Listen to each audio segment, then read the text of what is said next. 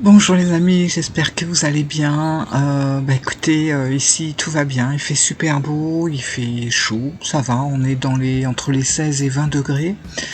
Et je voulais vous montrer un petit peu dans la première partie de la vidéo l'oracle du soleil levant j'avais envie de mettre les cartes un petit peu en réel.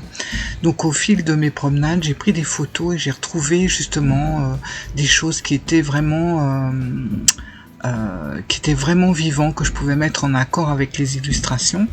Donc je me suis amusée à faire ça pour je sais pas, peut-être une bonne dizaine de photos. Et je trouve que c'est amusant parce que ça rend vraiment l'oracle encore plus réel, voilà. Et c'est vrai que l'oracle du soleil levant se prête vraiment à ça. C'est un jeu magnifique et ça montre à quel point si on aime le Japon, il est vraiment top, que ça soit au niveau des couleurs, au niveau de ce qu'il représente. Je le trouve vraiment magnifique. C'est un très très bel oracle. Et voilà, je voulais le mettre en scène un petit peu, ce que j'appelle d'ailleurs mettre euh, les cartes en réel, quoi. Voilà, je vous laisse regarder un petit peu.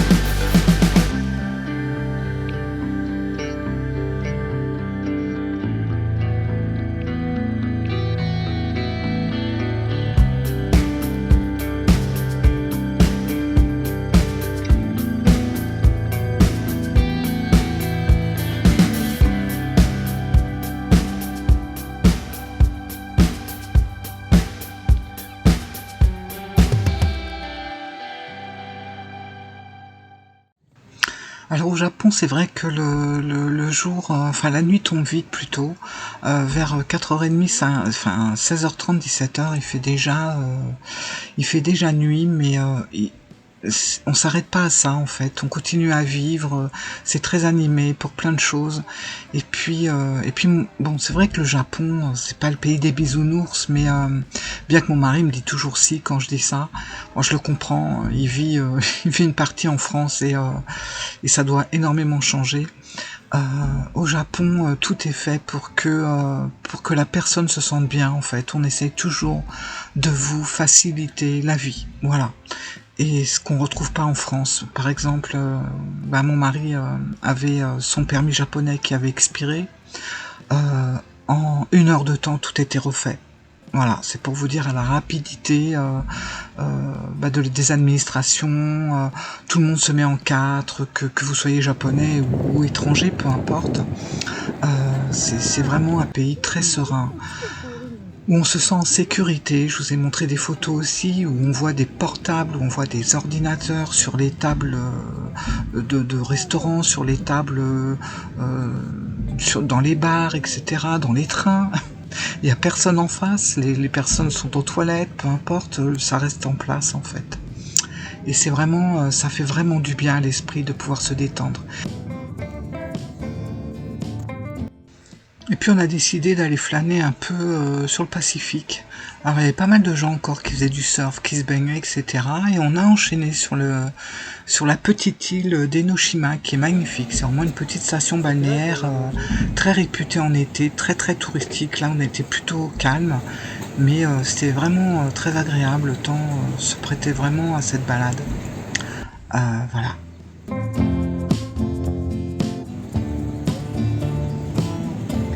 Obinichui, attention au Milan. Et ça dit que il risque de vous attaquer votre arrière, comme ça, parce que ça vous piquer la bouffe. Et vous risquez d'être blessé par la griffe. Faites attention. Et vous êtes préconisé de vous protéger avec votre chapeau, et sinon, par exemple, un parasol.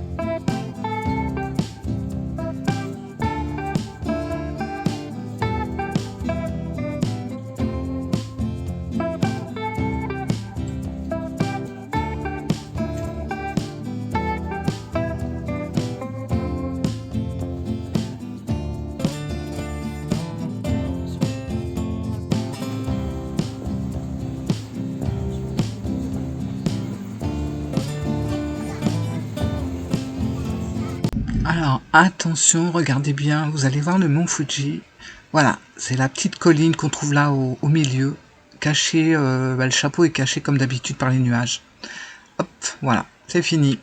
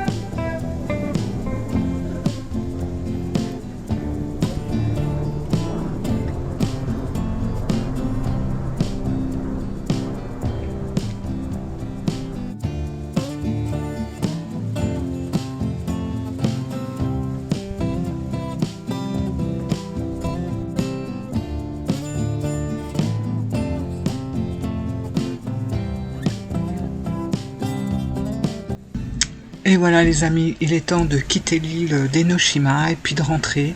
Voilà, je vous remercie d'avoir regardé la vidéo et je vous dis à très bientôt. J'ai acheté un jeu au Japon, je vous présenterai ça bientôt.